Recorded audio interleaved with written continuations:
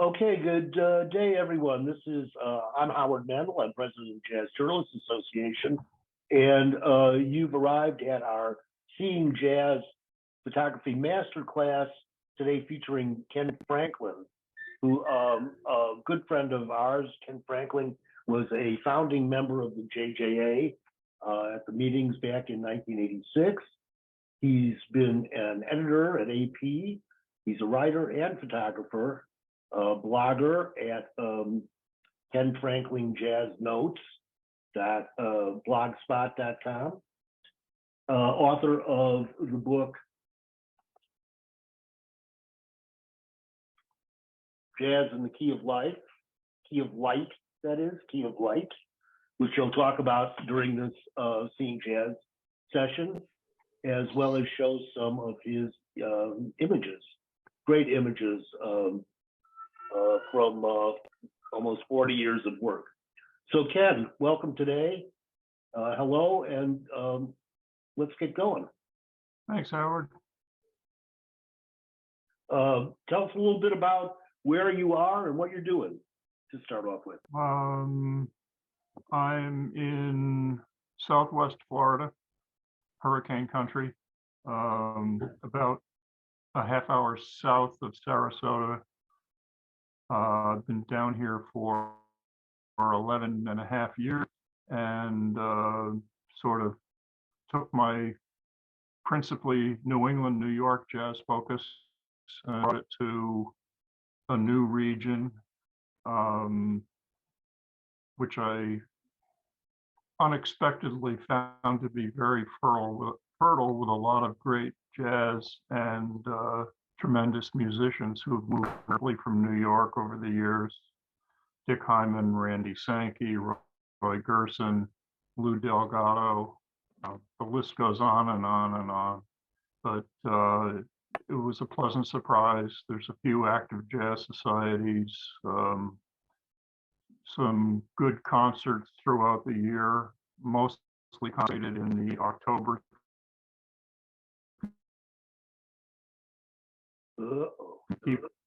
So I pick and choose and go to what I want to see and hear, from Tampa to Naples. And you're doing photography on assignment for Jazz Times, also Offbeat magazine, the New Orleans magazine, right? And Offbeat and Hot House, those are the principal ones now.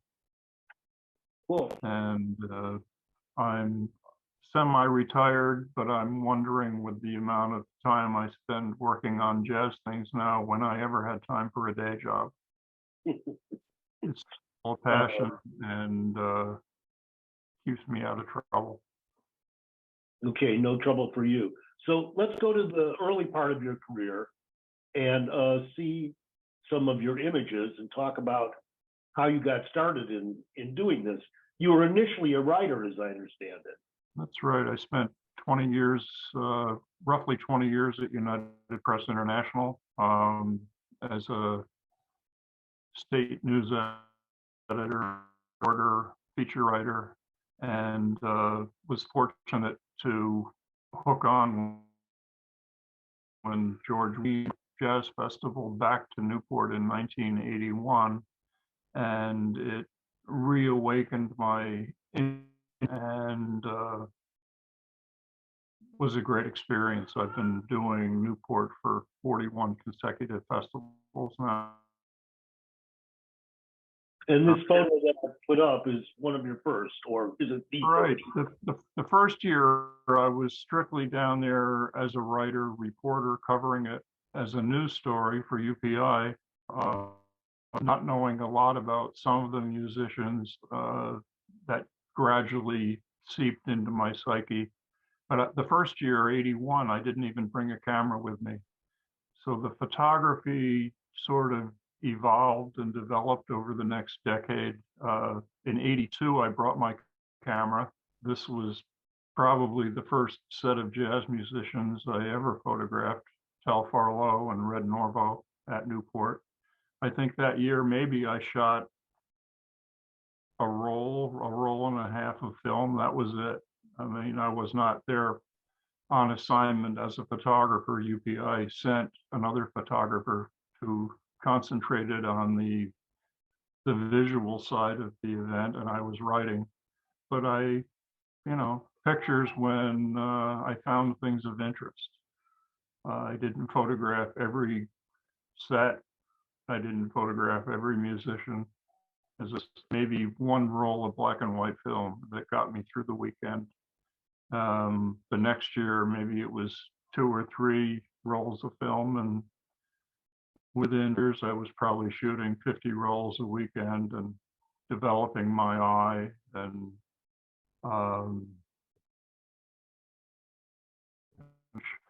my philosophy goes to documenting musical moments, be it between musicians, a musician's energy when he's playing, the energy of a crowd, things that just sort of speak to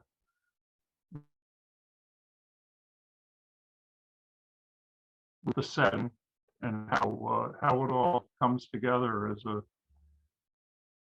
wonderful sense of communication. Had you been a childhood photographic? You always taking snapshots? No. I took very little photography other than brownie camera snapshots and that sort of thing, even right up into college. The photography started for me when my wife bought me a 35 millimeter Minolta camera the Christmas before our daughter was born back in '78. So the photography came gradually.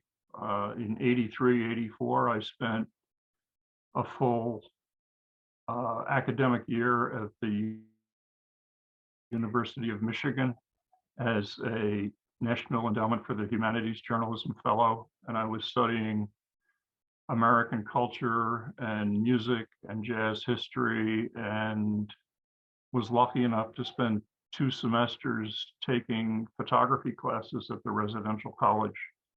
And that really is where the photography bloomed and blossomed for me. And I developed some passable darkroom skills and continued to build my eye as to what I wanted to capture on film. Did you seek guidance from older photographers, or did you study out of books, or how did you go about improving your skills? I think I was exposed to what a lot of other photographers were doing, either through working with them side by side or collecting a lot of jazz photography books and sort of absorbing little things that appealed to me. I mean, I didn't really copy any particular style, and my style has varied over the years, but it's an approach that's worked.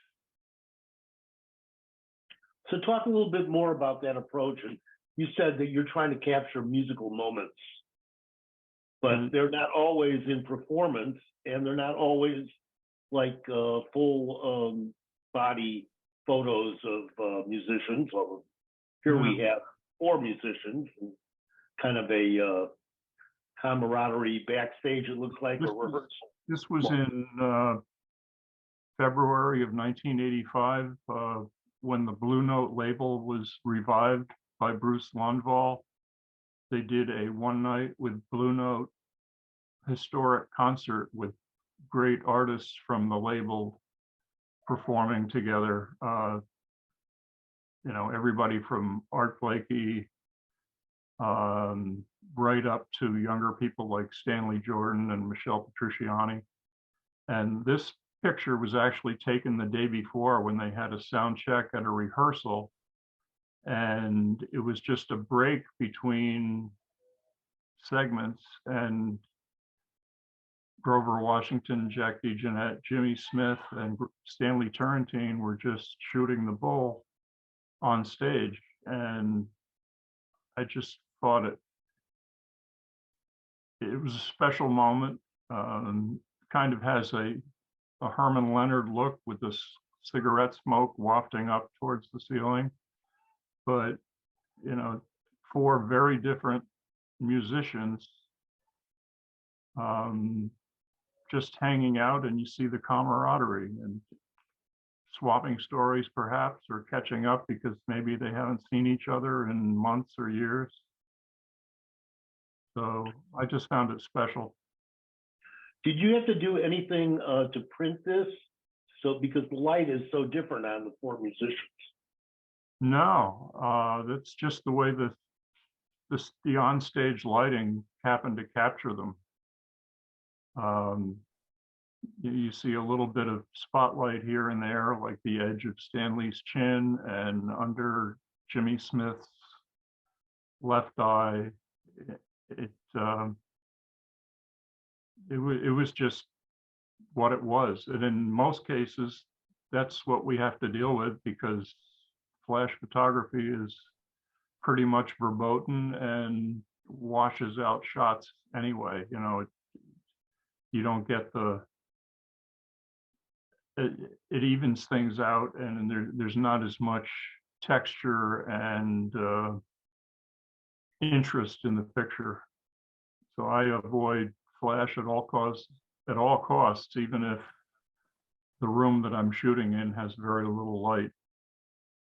And it's, the musicians, even when they're so deep into their solos, I don't think they would realize it necessarily if a flash went off, but it's also rude to the audience and the listeners who do notice it. Are you using really fast film? Back then I was probably shooting mostly with 400 ASA black and white, sometimes 1600, and pushing it as needed. With digital, that's all gone away. I mean, I haven't used a film camera since probably 2004. I was seemed to be one of the last to be dragged into the digital world, but I love it. You know, no more hours in a week in a stinky dark room. No more spending, you know, $5,000 or $6,000 a year on film and processing and paper and darkroom supplies. And Photoshop has become a great visual digital darkroom. Was there a steep learning curve for you to get into that? Everything was a learning curve, you know, starting with the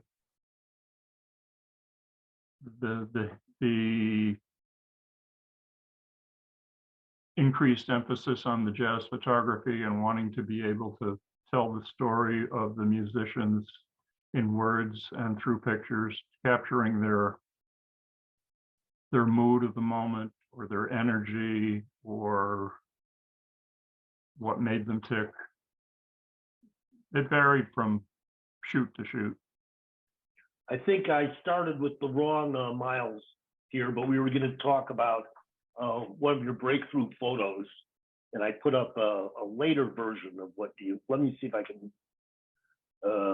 find the other version. Let's see here.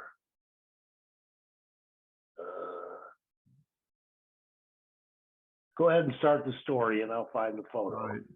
Back in April of 1986, after 6 months of research and making a lot of phone calls that finally made it happen, I was able to interview Miles Davis at his place in New York for what they were calling a life-size profile for UPI, the 4,000-word story, keyed to his 60th birthday, which was the next month. And I showed up with my notebook had my trusty little Minolta with me, no flash.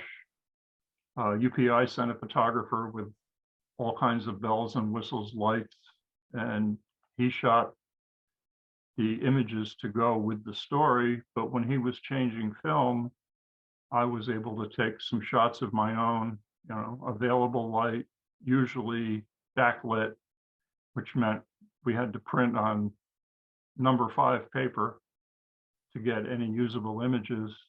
But I got some stuff that I guess became iconic in a way. A portrait shot of Miles that I just, in terms of cataloging, call the stare. If you can show that. I'm trying to, but I'm stuck. It's not Number A. up. I'm sorry. Let's continue the story, and we'll go back to where we were on it. Yeah. So I managed to get probably a roll full of images. No, that's not the one. No, I know it's not the one you want. Came out of the same shoot, but a bunch of interesting ones. But the one of Miles with his hand on his chin and staring at the camera, which is one that Sue put up in the advanced publicity for this, was the first to emerge because there it is. It's kind of a powerful image. Warner Brothers picked it up as a publicity shot for when 2-2 came out the next year. Somebody who saw the picture and may have bought a copy as a display print said his girlfriend took a look at the picture and asked him, "Why isn't he smiling?" To which he replied, "He is." Was he interacting with you? Did you? Well, this is interesting because if you read Miles's autobiography, this photo shoot happened midday after Cecily Tyson came home the night before. Miles wasn't expecting her. They got into some knockdown, drag-out fight, and she pulled out his hair weave.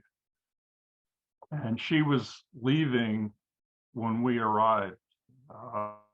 Wasn't interested in doing a couple shot. She came down the elevator, we went up the elevator, and Miles was still a wonderful raconteur with lots of things to talk about. And it was quite an experience. Okay, I probably got 8 or 10 very different images out of it. This one, the one with more of Central Park in the background that Howard first showed us, the horizontal. I'll show that again. Wait a minute. And a couple of shots of Miles sitting inside. This penthouse was, the walls, the ceiling, everything was gray. There's Miles standing on his balcony with Central Park and the Mayflower Hotel in the distance behind him. This picture sort of emerged a few years later as I went back through my contact sheets. Every once in a while I would do that because out of circumstance, for the musician or me or whatever, different photos would speak to me that maybe didn't the first time around. And I found it invaluable to revisit images every couple of years for that same reason. And in preparing for a photo show down here a few years ago, I decided to try it, that last shot vertically, and it brings a whole new intensity and to Miles. And I like this one even more than the stare photo now. I just think it's very powerful, and he's kind of the real Miles is hiding behind the sunglasses. The trumpet is front and center. He's the wonderful fashion plate that he always was, with his clothing that he always designed, and the richness of the trumpet with the mute on it. It's my new favorite from that afternoon shoot. Very cool. Led to a 3-hour interview. So, did you publish the interview also?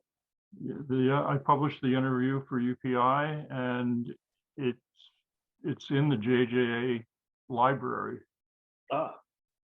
So we can find that at. It's actually a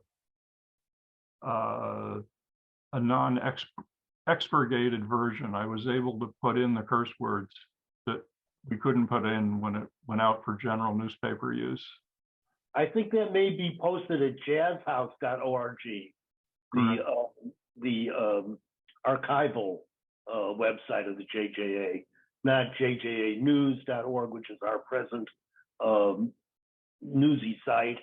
And we also have a site, JJA Jazz Awards, which is all devoted to Jazz Awards information. Okay, let's keep moving here. What do you want me to show next? Pardon? Which one? Here, I've got it.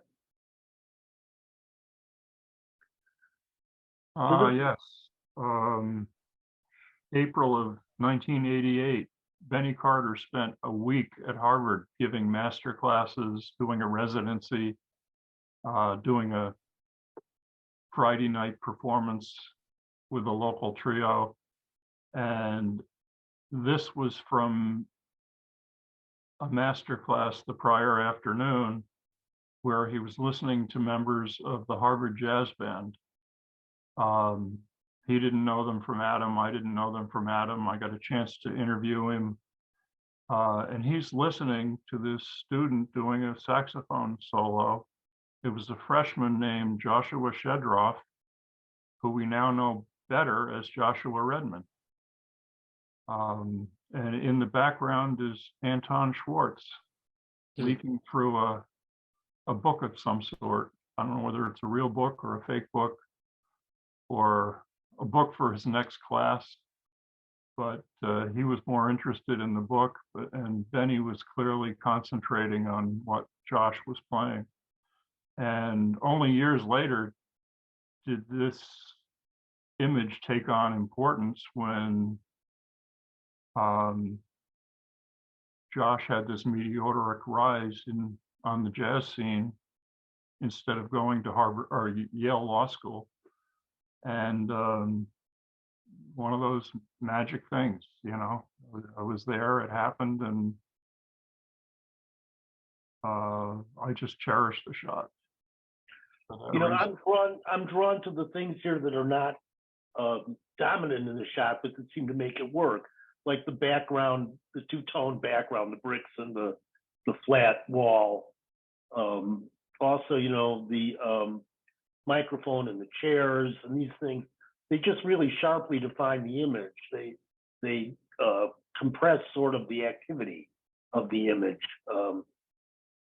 I think you're doing that sort of naturally. You're not thinking about that, are you, or are you? No, I was thinking more about framing it in a way to get both principal characters in the image. And the composition like this is sort of something that you do it without really thinking about it or putting in too much analysis. But the more you do it, the more that all becomes natural. Okay, just a moment, please. I've got to mute.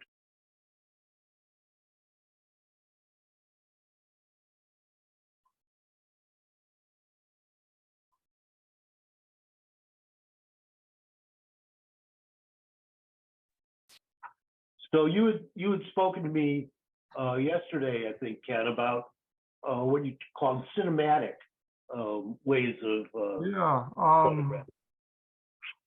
when I was at Newport, maybe I think it was about 10 years ago, Evan Haga, who was the editor of Jazz Times at that time, had three of us shooting Newport, Ellen Nahigian, Marek Lazarski from Toronto, and myself. And, he didn't want the same shots from all three of us, even though we're all crammed into the photo pits side by side and getting pretty much the same sorts of images. And he said, I want you to think about the festival cinematically and go look for things that aren't just straight performance shots, something that tells the story of the festival through what's going on behind the scenes or the audience or whatever. It could be close-ups, artful close-ups of the instruments. And I never forgot that advice. And in putting these images together that I selected for consideration for this discussion today, came to the realization that I'd been doing the cinematic stuff all along, but hadn't really realized.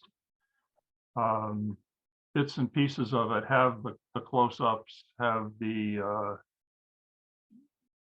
shots that aren't just a musician with a horn in his mouth or a singer with a microphone in front of her face.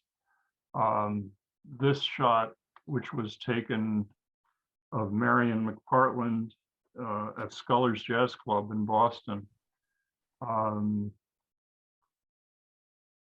is just tried something other than taking a profile full body shot of her playing. I wanted to get something that I now think speaks to not only her musicality, but her elegance, her graceful touch, the way she approached the keyboard. And it just happened. Well, you call cinematic, you're looking at details that are right. off the main topic a little bit. Do you move around while you're shooting, or you tend to stay still? It depends on the venue. I generally try to be as unobtrusive as possible in out of respect to the audience and the musicians. I don't want to be a distraction. In some venues, I will, for a couple of songs, move from different places in the venue, but then I'll try to stay in one spot for the rest of the set or the rest of the night. Actually, I don't want to bother people, but it's trying to find the right angle. Even when I'm shooting in a photo pit, I'm constantly moving around looking for a better angle or something that's a little different. I'm going to show this one. I don't know that this is in the order that you had wanted, but David Sanchez in, what is this, Scullers? No, this was the Village Vanguard. April of 1997. He was at the Vanguard with a band that it was his gig, but the band included I think Edsel Gomez was on piano, probably John Benitez on bass. I forget who the drummer was, but this shot really got to me because the history of the Vanguard and some of the people that played and recorded there is on the wall from the pictures that Max and Lorraine Gordon put up. But it looks like David is playing to and for this young Japanese fan or music student sitting at the front table. And the composition just made it beautiful. I gave David a copy of that print a year or two later, and he laughed because he said that he was wearing a yellow pinstripe suit with chocolate very thin stripes up and down it. And he said, I don't even have that suit anymore. Edsel spilled juice on it. He got a good laugh out of it.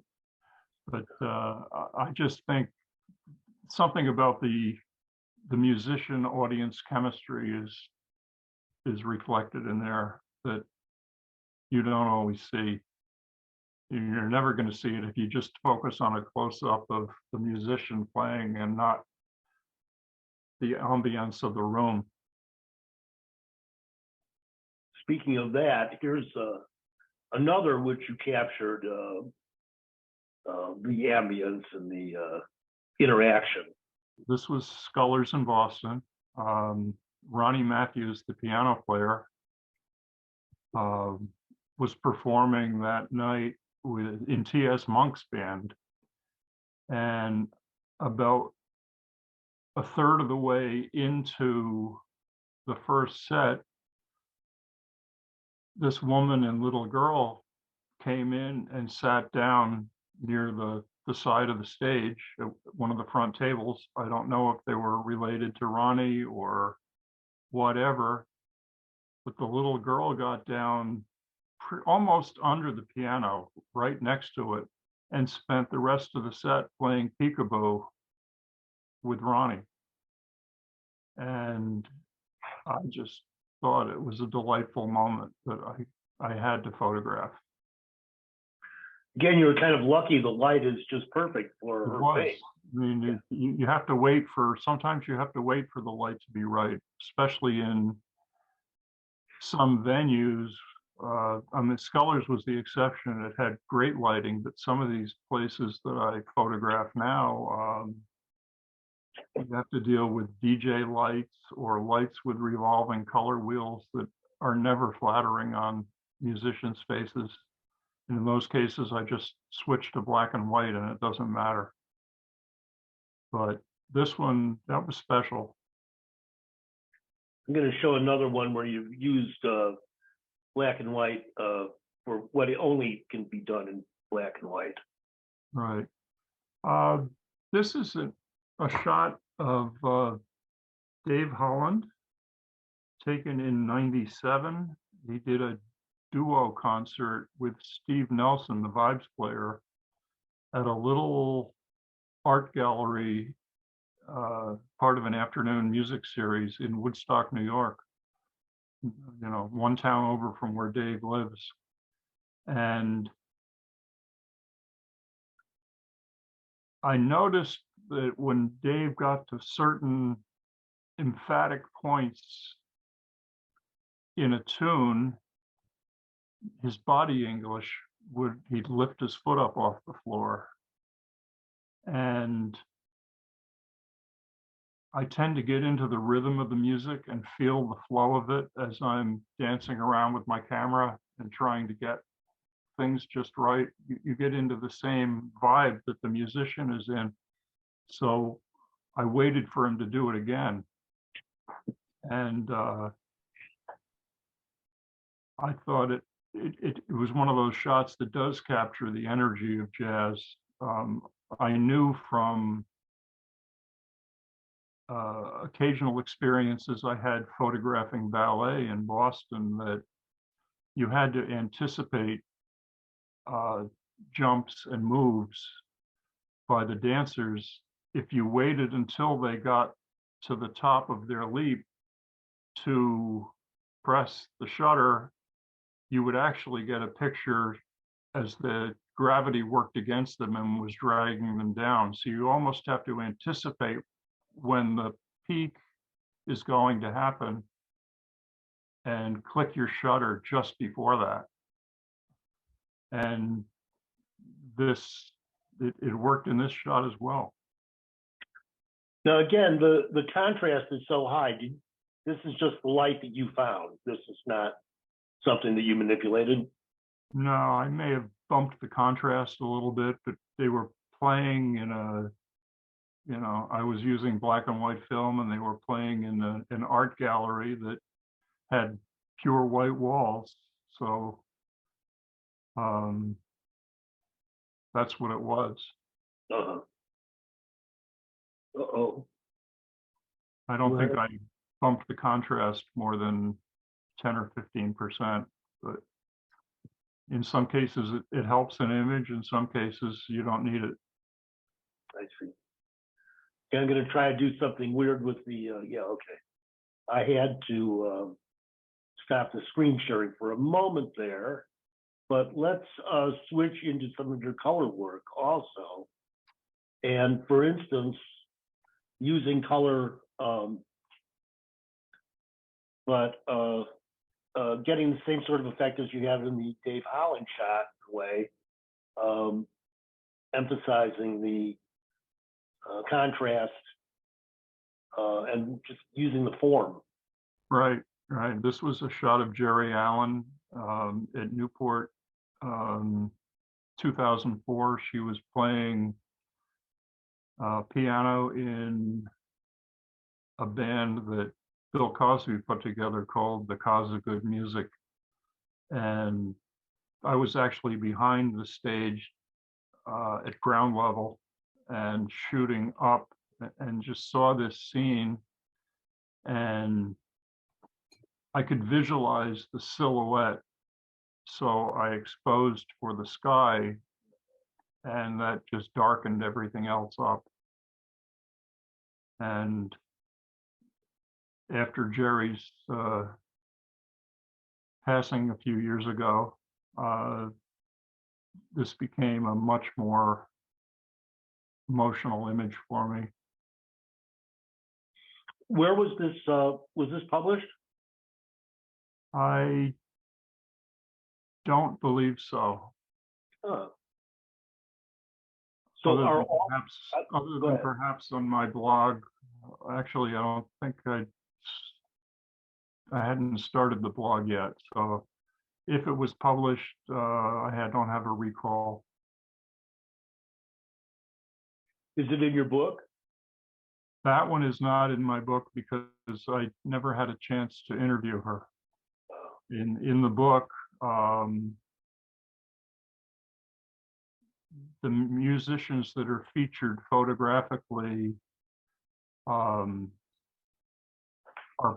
paired with what I consider to be the essential quotes from interviews I did with those musicians over the years. I may have had some great shots of some people, but never had a chance to interview them, so they didn't make the cut. In other cases, I may have had great interviews and never got a chance to photograph somebody. So either they didn't make the cut, or I would do the interview years later knowing that the book was coming out. One of those cases, which I believe I sent you yesterday as a page spread, is the Jim Hall.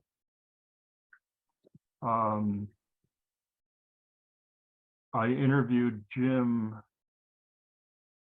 back in maybe 2004 at the Montreal Jazz Festival. Got a wonderful quote from him, but I never had a picture of him that I was happy with. But I finally got the shot at Newport the year before the book was published and several months before Jim died. I just loved his quote and was just waiting for the opportunity to get an image that would work. And it was literally 6-7 years later. If you can find that one. I'm looking. I mean, I found it, but I'm Yep. trying to figure out how to show it for you. The one you're showing now is a very young Wynton Marsalis playing at Newport with his band for the first time. Right.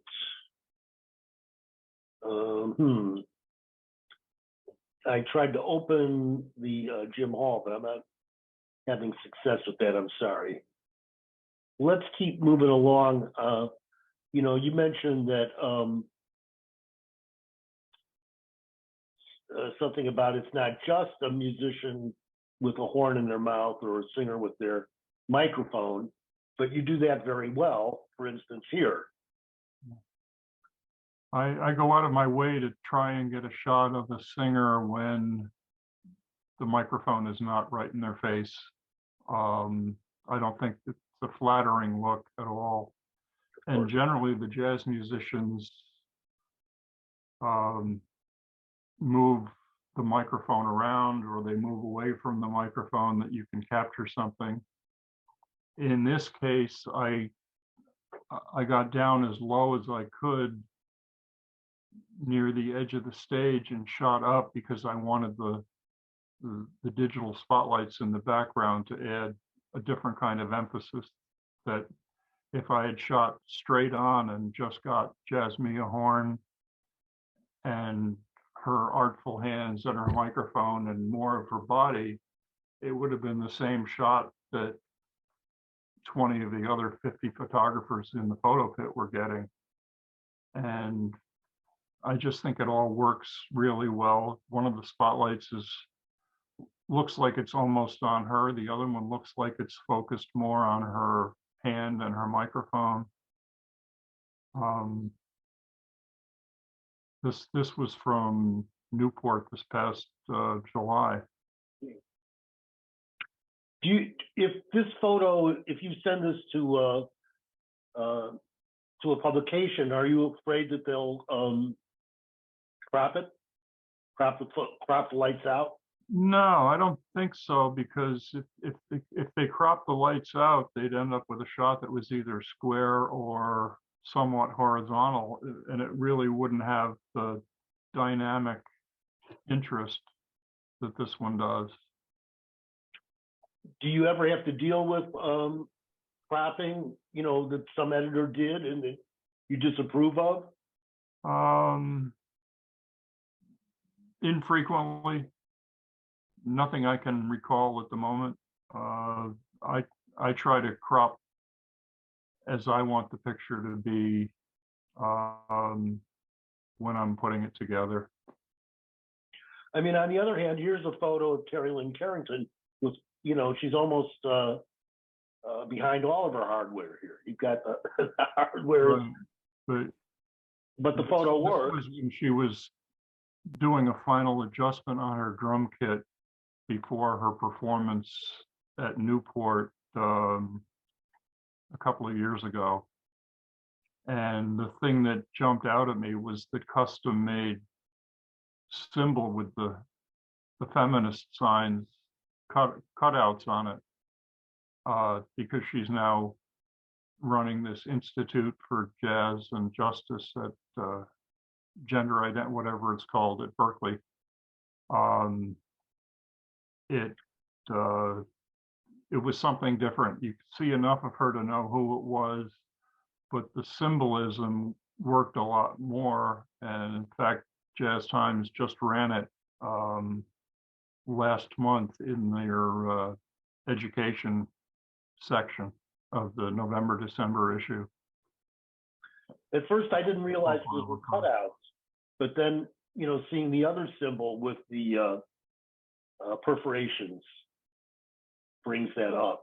I mean, yeah. You see a lot of drummers that have symbols like the one on the right, but I've never seen this other one that Terry Lynn has before, and it's probably a custom, one of a kind. Yeah.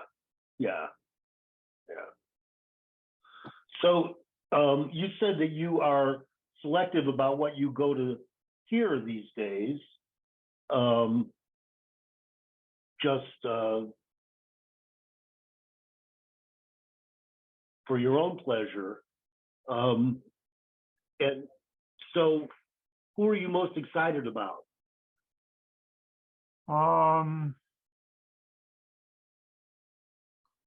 People that I've heard lately that I really like, either hearing them down here in Southwest Florida or up at Newport. The guitarist Pasquale Grasso, who now works regularly with Samara Joy. There's another wonderful guitarist whose US base is here in Sarasota when he's in this country, Diego Figueiredo. Plays down in this area a lot, you know, maybe 2 or 3 times during a year.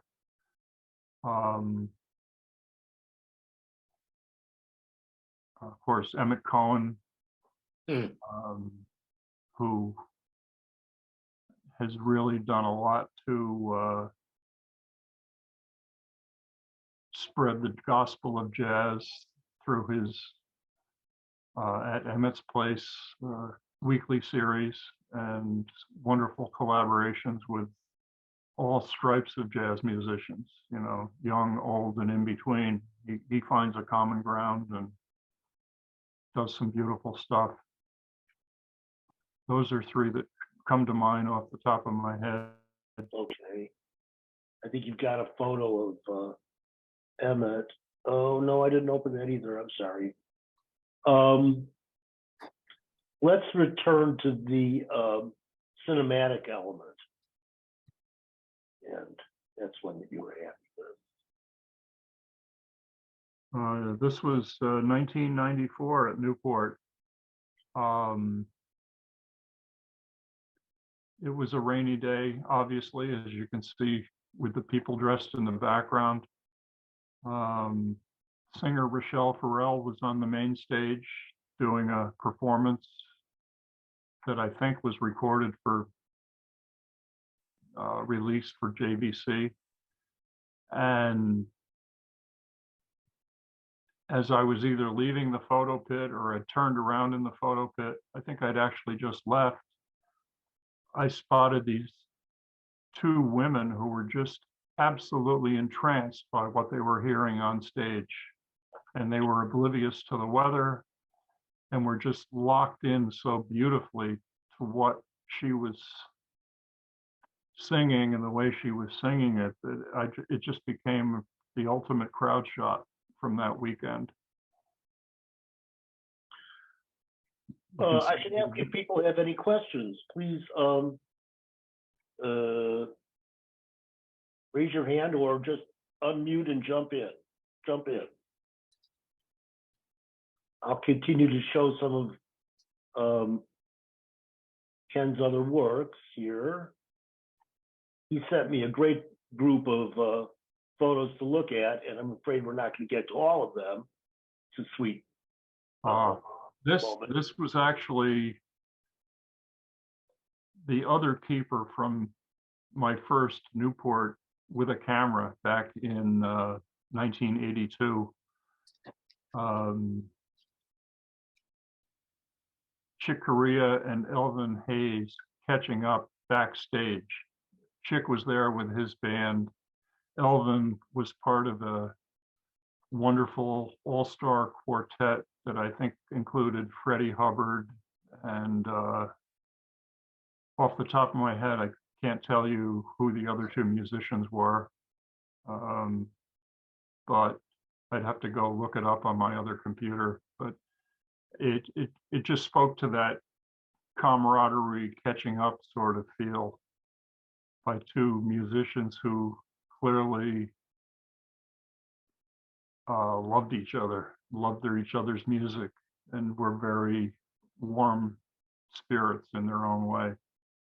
Elvin was dressed to the nines with, I guess, the closest thing to formal attire that you would find with him, because usually he was playing in his Jazz Machine sweaty t-shirt, but here he had a beautiful plaid vest on and the white baseball cap and a suit, and kind of a special moment.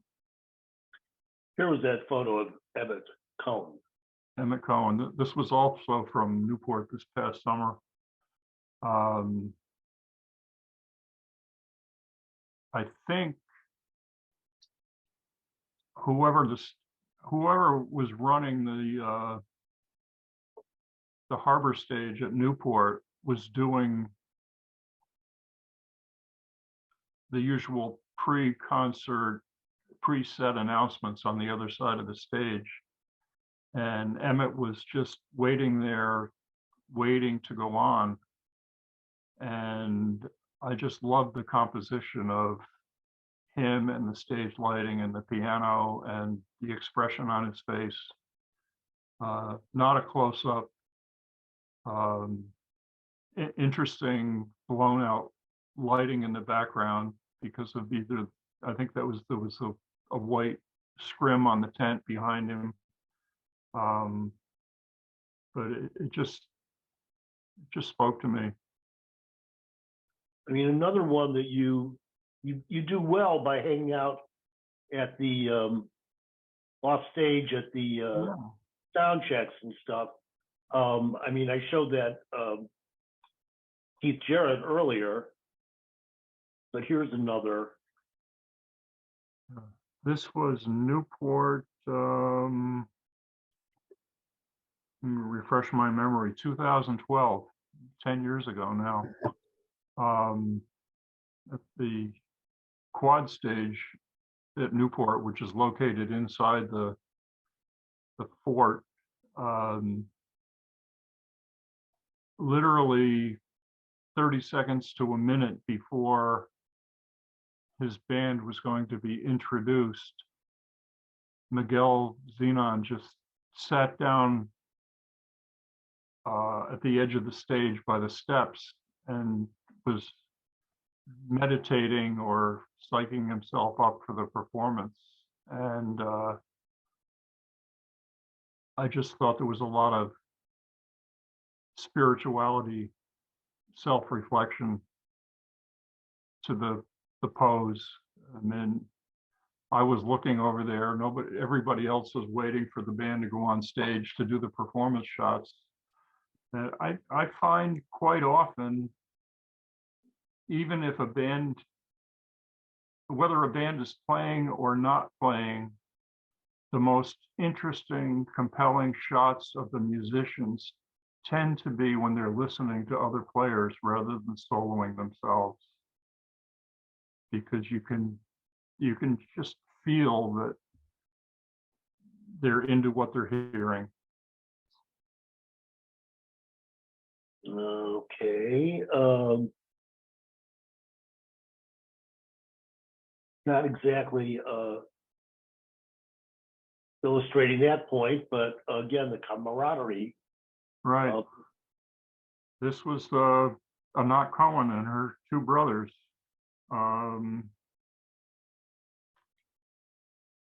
At Newport, let me see here, 2012. They'd done the usual 2-minute mic check before the show, and were just about ready to get to be introduced, and they just gathered together in the back corner of the stage. And I just love the composition of the sibling love for each other that comes out, you know. Anat's the only one that doesn't have her instrument, but she's got her arms around her brothers with the trumpet and the soprano sax. And it was just kind of cool.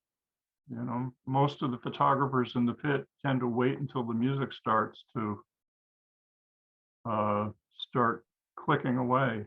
And I like those unexpected moments.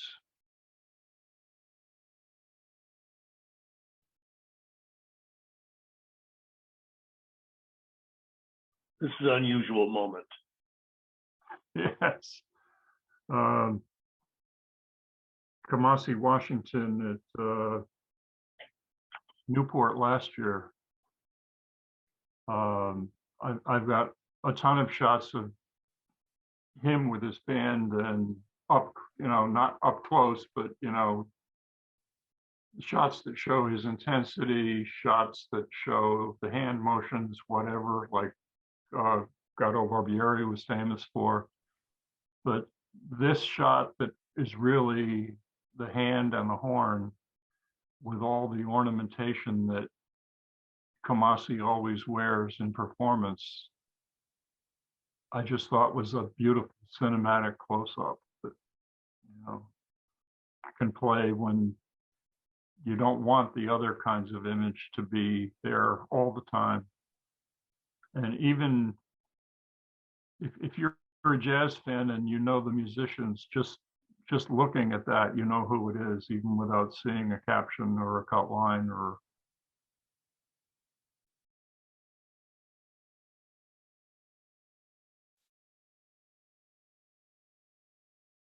And do we know who that is?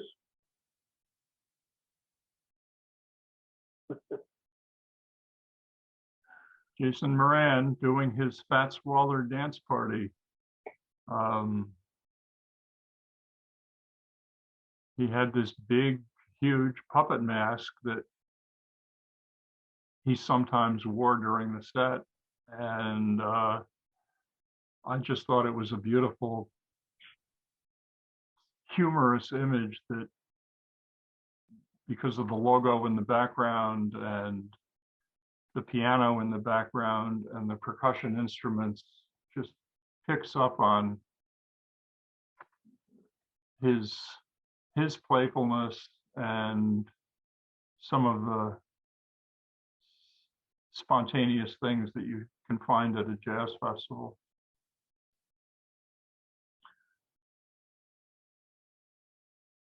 I think we're gonna, I think I'd like to end with this one.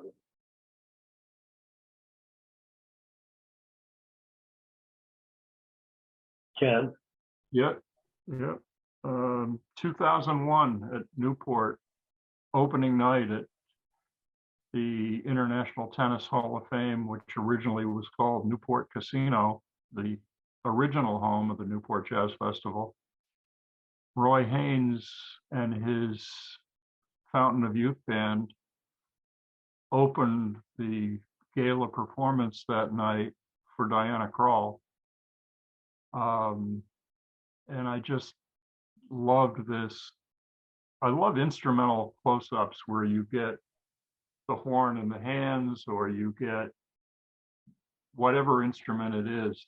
Drummers, it's either brushes or sticks and part of the instrument. But this one in particular, you also got Roy Haynes's fashion sense, because he was always dressed rather uniquely and a fashion plate in his own way. Whenever you saw him, he had a very distinctive look. And something about those wizened, gentle hands, and the brushes are moving a little, and you see probably close to 70% instrument and 30% musician. The color, the rhythm, the sense of place all work together. Yeah, they do. Yes, they do. I don't know if these are getting pixelated as I blow them up to full screen, or if there's other issues that come up on these, like on the cones. It looked to me like maybe the Cone brother on the right, his shirt may have been a moire, what they call a moire pattern. Was that the case, or was he really wearing a shirt that was striped like that? Yeah, I can't go back. Yeah. Not a big deal. Okay. We've seen a lot of your photos here, and I really appreciate them. There's one other unusual one. Yeah, this was St. Catherine Street in downtown Montreal. The street on which most of the Montreal Jazz Festival all splinters off from there. But if you walk down a couple of blocks, you get into the the fashionable retail district. And I found it very interesting that during the 10-day Montreal Jazz Festival, virtually all of the stores and shops have jazz-related themes in their windows. The, the, the music really takes over downtown during that time frame. And this scene just spoke to that. I give a lot of credit to whoever the window display designer was, because the implied look of the piano on the left, and the female mannequin with the saxophone, and the hip singer with the hat off to the side, and passersby checking it out. I just love the moment. Again, to me, this demonstrates how you've incorporated, absorbed really smart compositional sense, maybe without being conscious of it, but the reflections, you're not in the photo, even though it's reflections all over the place, the angles of the door on the right and the architectural detail the door on the left and the architectural detail on the right. All of this, it just seems to fall into place for you. And were you trying to position yourself? Was that a difficult thing to? I think I tried to position myself so that I wouldn't be reflected in the window. I didn't want a straight on shot. If I had done it straight on, I might have missed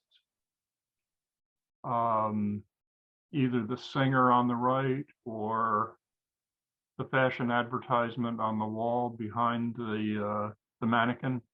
Mm-hmm. And I just found the best position to get as much of that window as I could, and then just waited for somebody interesting to walk along and add a human element to the picture. Mm-hmm. Brilliant. Well, does anybody want to make some comments or have anything to ask Ken? Yeah, Stuart, unmute.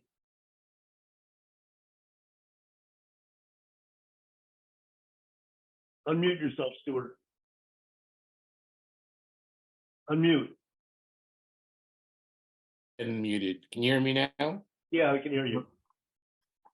So Ken, you made a comment when you were shooting at excuse me, in Newport, that the editor at Jazz Times gave you some advice. Has that happened to you very often? Because I don't think it's even ever happened to me that I've gotten advice from an editor on what to shoot at a festival or on assignment. So that really struck me. Normally not, but in this case, when he had 3 photographers on site, he didn't want all of us turning in pretty much the exact same images. So he wanted me to take a larger view, be it backstage or whatever, to get something different than maybe the other 50 photographers on the scene and the other 2 photographers for the same magazine were getting. You know, to think of basically the fill-in color kind of things. I mean, I still shot the other stuff, but I was always conscious of looking for something different. And I still do that. Whether I realized it or not, I've done it for a long time, but in this case, he underscored it for that assignment.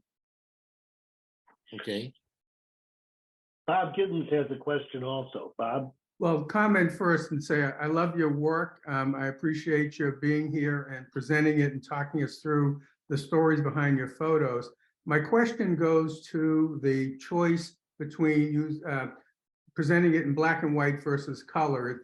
I wonder, do you still shoot in black and white or process it in black and white? And how do you make that artistic choice between the two?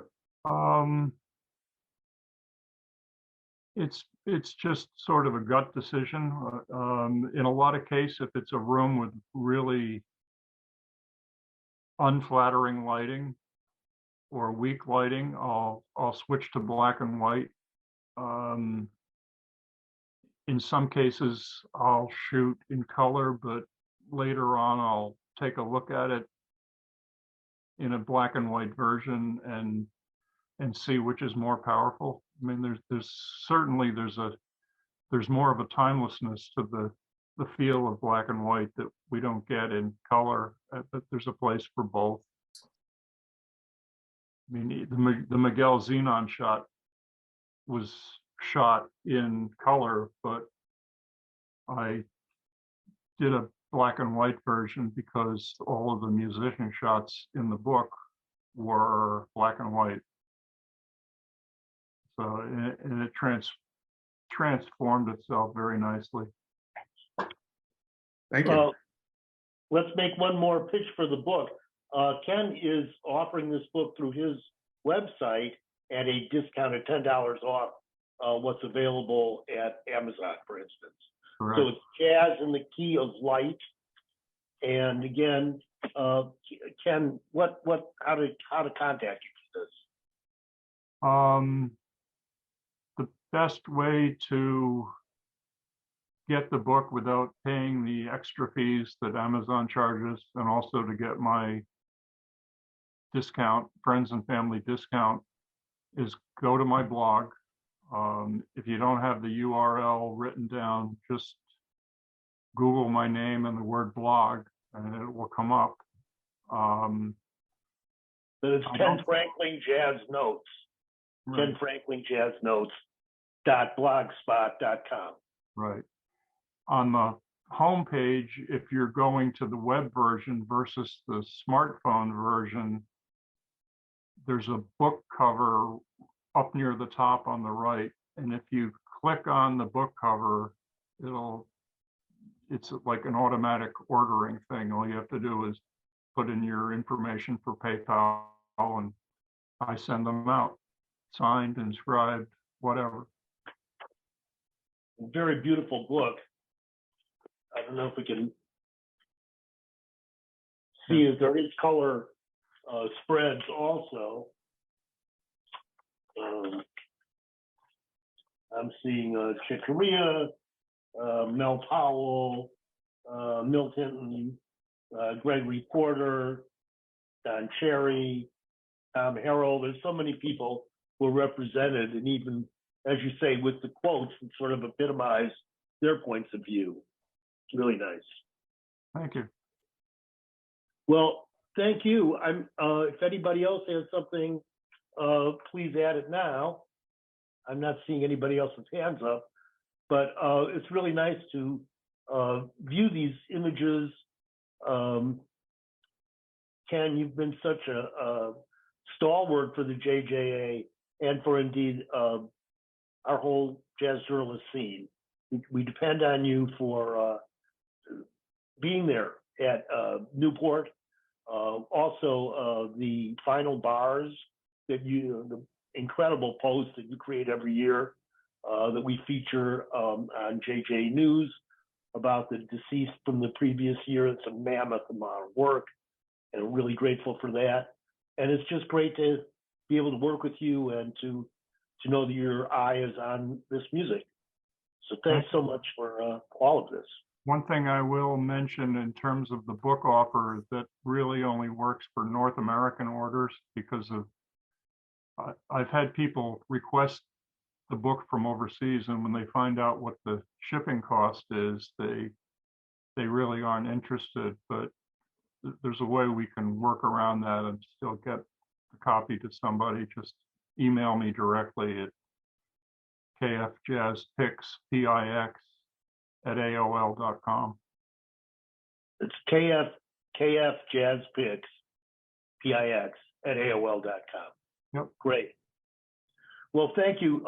We will get this Seeing Jazz session up at YouTube as soon as possible. I still have a couple of the last ones that I haven't posted yet. Lou Jones's previous Seeing Jazz session, that'll get up on YouTube shortly.